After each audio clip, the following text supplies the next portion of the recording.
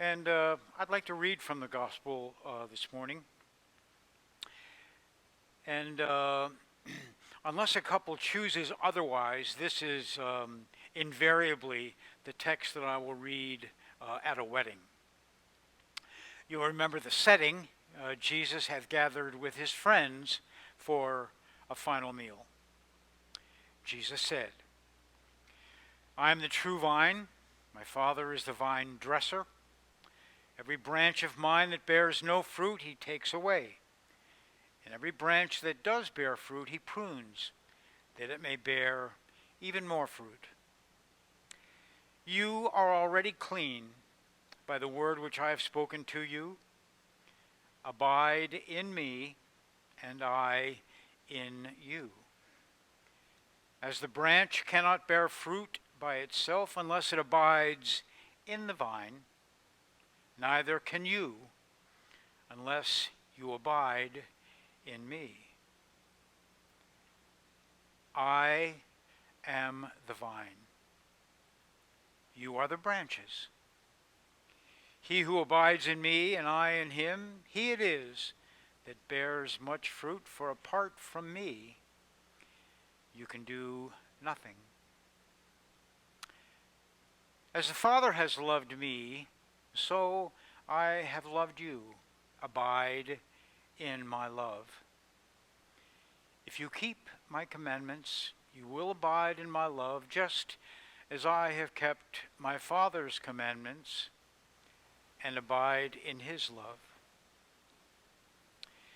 These things I have spoken to you, that my joy may be in you, and that your joy may be full. And this is my commandment, that you love one another, even as I have loved you.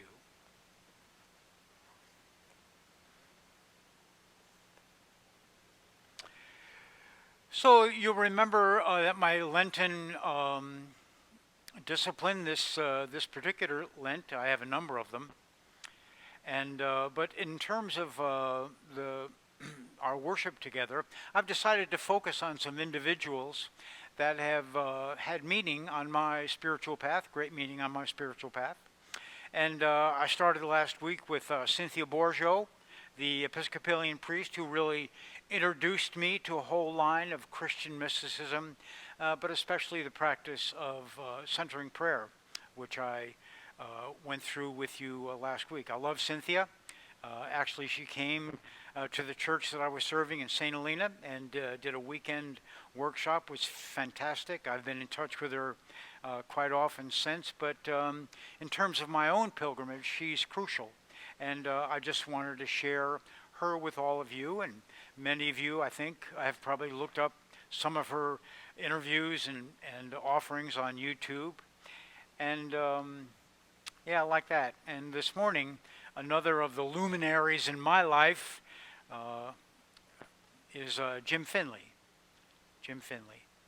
And I don't know how many of you are familiar. Can I show of hands, anybody even heard of the name Jim Finley? Not many. Yeah. And you'll remember a couple of years ago when I did this same thing. I focused on different saints in the church, and you remember John Muir and Dorothy Day, and there were a bunch of them. One of them was a guy named Thomas Merton. I think everybody's heard of Thomas Merton. But anyway, Jim Finley, I would consider to be a direct disciple of Thomas Merton. And here's why. So Jim was born and raised in Akron, Ohio, kind of the middle of the country, Midwestern good old boy. And his childhood was devastating. Although his mother was profoundly devout Roman Catholic, his father was a raging alcoholic. And his earliest memory, really, he was 3 years old, and his father approached him, came across the room, approached him, and he remembers extending his arms to his father, hoping to be picked up. And his father indeed picked him up and threw him across the room.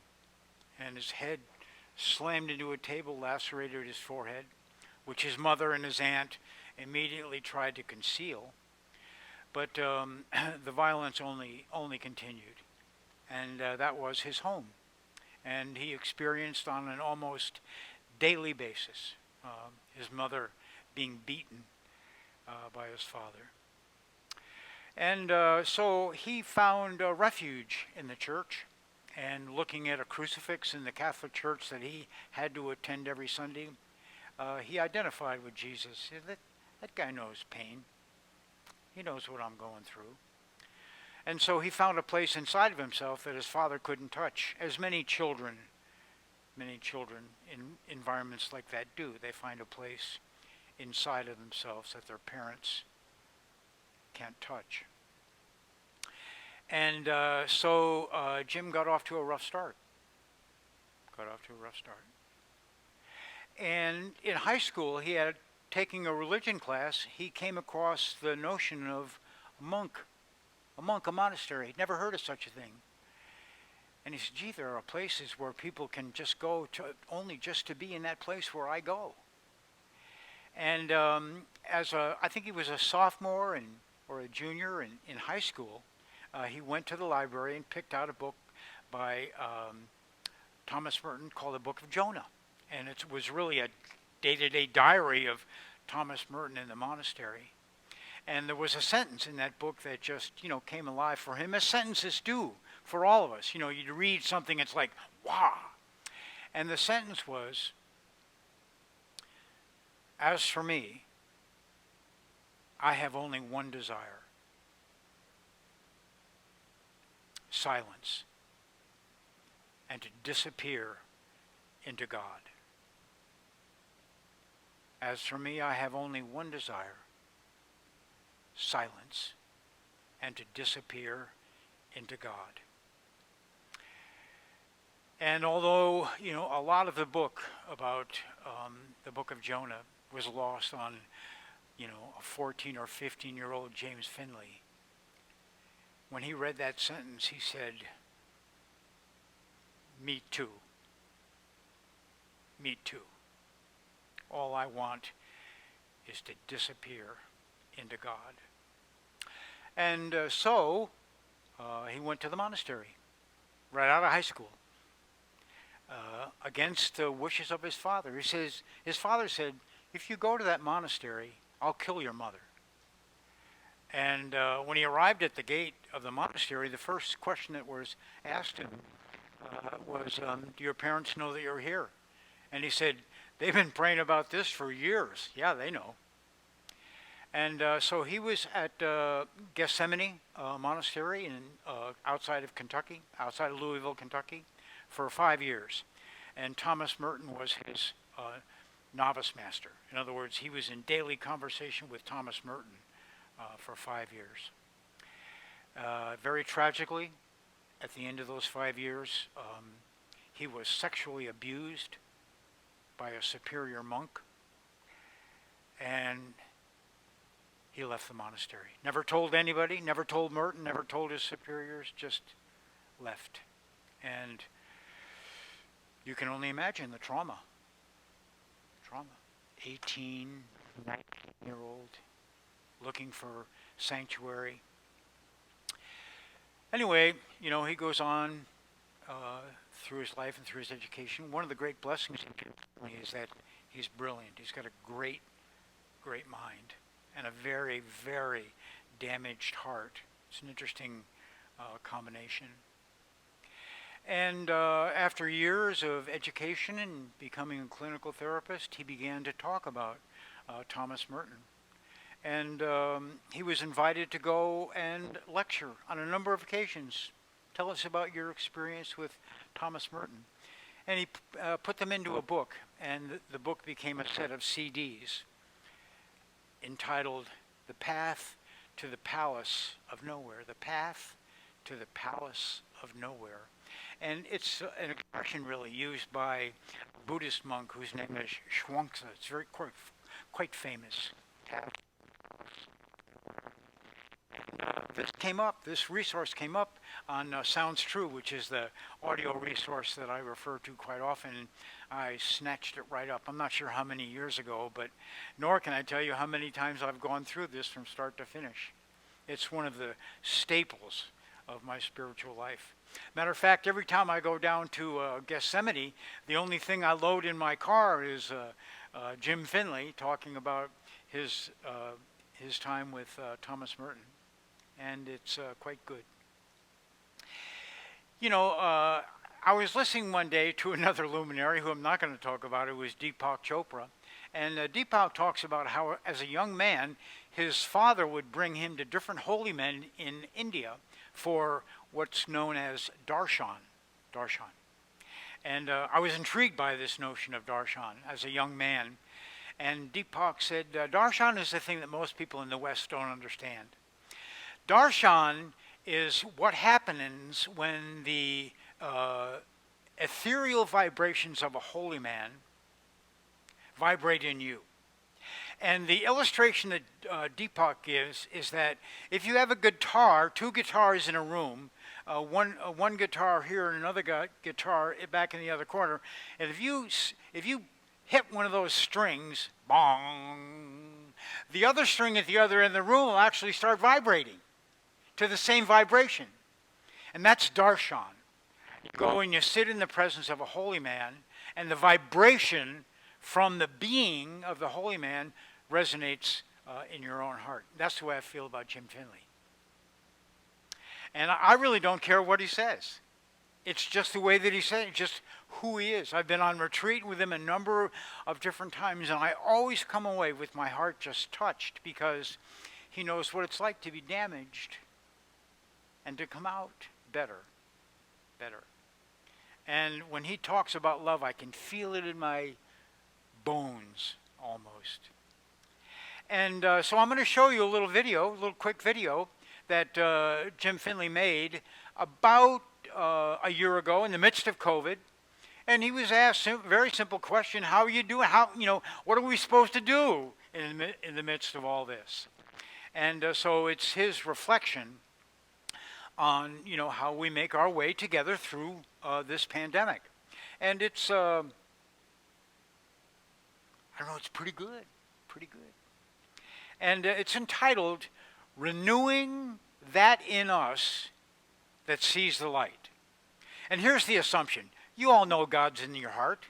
You all know that Christ is within. And you've experienced it on many levels, usually in love, either for a person, a place, or a thing. Love, just, connection, a deep presence. And, God, that in us that sees the light. And, it's a light that the darkness can't obscure. Renewing that in us that sees the light. And, what happens during the pandemic is that the dark kind of, it's almost like what do they call that when the moon blocks the sun? Eclipse. And a lot of things in life cause the eclipse. Life causes the eclipse. Can't see the light. And so he's trying to help us. Jim is trying to help us. How do we renew that? How do we nurture that? Anyway, the audio on the video is not that great. And so what I did was I transcribed this 5-minute presentation. And if you want a copy of it, I have it on my computer. If you email me, I'll send it to you. I'd be glad to, because it was a lot of work to do this. It was also a lot of fun. I wouldn't have done it if it weren't a lot of fun. But I'm going to read the talk to you, and then we're going to listen to Jim say it, and you can see if you feel the same way about Jim that I do, and you may or may not, but that's the decision I've made to go this way, and I get to do that because I'm who I am, and here you are. Jim Finley, renewing that in us that sees the light.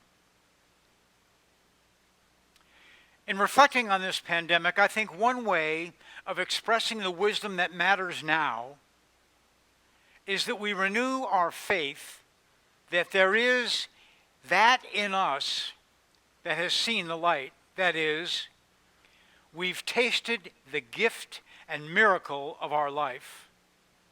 the gift and miracle of those around us, those we love and are loved by us, really, the goodness of being human, and the gift of the earth that sustains us all. We've seen that.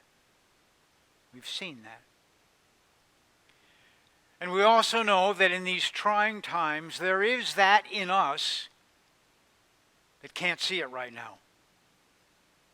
There is that in us that gets overwhelmed and reactive, flooded by anxiety and concerns and fears. And this overwhelmed part of us kind of closes us off to the experiential access of the awakened part of us. Also, the wisdom of experiential self-knowledge. And this is all exacerbated by the extent to which we're already struggling with issues of our own health, with depression, anxiety, addiction, financial crisis, problems in our own life and in the lives of our loved ones, of our family. Not only that, but we get these images through the mass media, just through empathy, this empathic sense of connection, and we get flooded. And so I think the wisdom in us, for us, is to renew that in us that sees the light. Even though we might not be able to feel it, we know it's there. Faith. And to endlessly circle back around to be there for and with that part of us that's overwhelmed and suffering, so that we can touch the suffering with love, and so that the suffering will dissolve in love. I love Thich Nhat Hanh's little phrase, "I see you, dear one, and I am here for you." So that the wounded part of ourselves knows that it's not alone. The more grounded part of ourselves is for and with us, and we walk that walk. And then we find those around us to nurture us, to see and care about us, and so forth and so on. And secondly, then, we return the favor because then we know that there are those around us that are going through their own struggle, their own time of being overwhelmed. So this is the wisdom that is needed now. The wisdom to be there for and with each other in the shared fragility and the shared preciousness of ourselves and the gift of our life. And I think there's another little piece of this that's important in terms of our faith. And all the world religions touch on this essence. But I'll say it in terms of our own Christian tradition, in terms of creation. That when we're conceived, when we're born, God exhales us onto the earthly plane, that we emerge so mysteriously as a presence in the world and our passage through time. And in light of God's eternity, we're here for a very short time, really. And really, we're only here for one thing, ultimately. To learn how to love. Because God is love. Love is our origin. Love is our ground. And love is our destiny. So then, when we die, God inhales and takes us home. So in this engaged work of love that's grounded in a peace that is not dependent on our efforts or any outcome of our efforts, for it is the peace of God that depends on nothing, the peace on which everything depends. This is the deep serenity, the peace that surpasses all understanding. And when we constantly return to that through our prayer, through our faith, and energize this wisdom for and with each other day by day, we make our way through this pandemic together. Here I am giving this little talk, and in the midst of this talk, as I speak, there's a mourning dove outside my window. And I think that mourning dove has something to do with the gift and the miracle of our life. Thomas Merton was once sitting out alone in the forest, in the woods, and he says, "Suddenly the silence is broken by the song of a bird, announcing the difference between heaven and hell." And that's really the gift that shines so bright, like the eternality of the fleetings of ourselves. And so, every little thing, if we let it, can be a sacrament for us.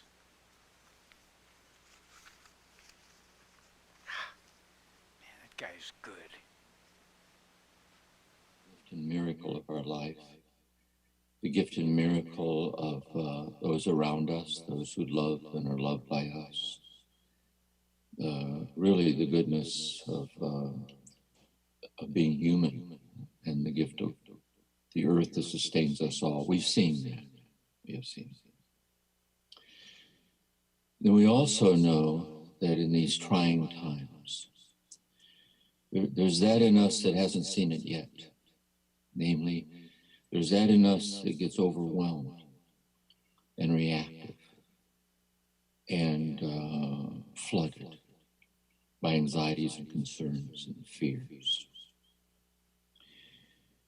And this overwhelmed part of us kind of closes off experiential access to the awakened part of us. Also, this is also the wisdom of experiential self-knowledge. This is exacerbated by the extent we've already been struggling with issues with our own health, or with depression, or anxiety, or with addiction, or with financial crisis or problems in ourselves, or our loved ones, or our family. And then when we look at the images on the mass media, just through empathy, this empathic sense of connection, we get flooded in the world. And so I think the wisdom then for us is that in us is to renew that in us that sees the light. Even though we might not be able to feel it, we know that it's there. It's faith. And to endlessly circle back around, to be there for and with the part of us that's overwhelmed and flooded, so that we can touch the suffering with love, so that the suffering might dissolve in love. I love Thich Nhat Hanh's little phrase, "I see you, dear one, and I'm here for you." So we see, so that the wounded part of ourself knows that it's not alone, that the more grounded part of ourself is for and with us, and we walk that walk. And then we find those around us that nurture us with that, those that see us or care about us, and so on. And then secondly, then we return the favor. Because then we know that there are those around us that are going through their own struggle, their own vulnerability. And so this is the wisdom that's needed now. The wisdom to be there for and with each other in the shared fragility of the shared preciousness of ourselves and the gift of our life. And I think there's another little piece to this. It's important in terms of our faith. And all world religions touch on this essence. But I'll say it in terms of our own Christian tradition. Put it in terms of creation. That when we're conceived, when we're born, God exhales us onto the earthly plane. That we emerge so mysteriously as a presence in the world. In our passage through time. And in the light of eternity, we're here for a very short time, really. And really, we're here for one thing, ultimately, to learn how to love. Because God is love. Love is our origin, love is our ground, and love is our destiny in love. So that then when we die, God inhales and takes us home. And so in this engaged work of love, it's grounded in the peace is not dependent on our efforts, on the outcome of our efforts. For it is the peace of God that depends on nothing, upon which everything depends. This is the deep serenity, the peace that surpasses understanding. And we would constantly return to that through our prayer and through our faith to energize this wisdom for and with each other day by day as we get through this together. So I'll respond that way. Here I am giving this little talk. In the midst of the talk, as I speak, there's a mourning dove outside my window. And I think that mourning dove has something to do with the gift and miracle of our life. Thomas Merton was once sitting out alone in the forest, in the woods. And he says, suddenly the silence is broken by the song of a bird announcing the difference between heaven and hell. And that's really the gift that shines so bright, like the eternality, the fleetingness of ourselves. And so every little thing, if we let it, can be a sacrament of that for us. Yeah. Every now and then he'll send one to me, and then maybe a little bit later, maybe an hour later, sometimes a day later, he'll say, "Here's my revised collect," based on, and he'll let me know why he changed it. But you'll remember this morning that in his collect he mentioned a little Ukrainian bomb shelter. Many of you, I'm sure, have already seen this video. And here are these Ukrainians, and they're all bunkered down in this shelter. And you can only imagine the state of their mind, their being. And this little girl, precious little girl, she can't be, I don't know, 5 or 6. I'm not good at that kind of thing. But this little girl begins to sing. It's to sing. And she just, changed everything. And, the people were so grateful, bravo, bravo, like that. But I couldn't help think of that moment when I heard that bird and Finley talk about the bird. Here we are in the midst of this terrible thing, the world. 'Twas ever thus. There's never not been a time when suffering was just everywhere, abundant. And yet in the midst of us, there's something in us, isn't there? That's light. And every now and then, as Jim says, if we let it, it can become a sacrament to us. So this morning, I'm so grateful for Jim Finley, for the light that he is in our world, and especially to me personally, and perhaps to you as well.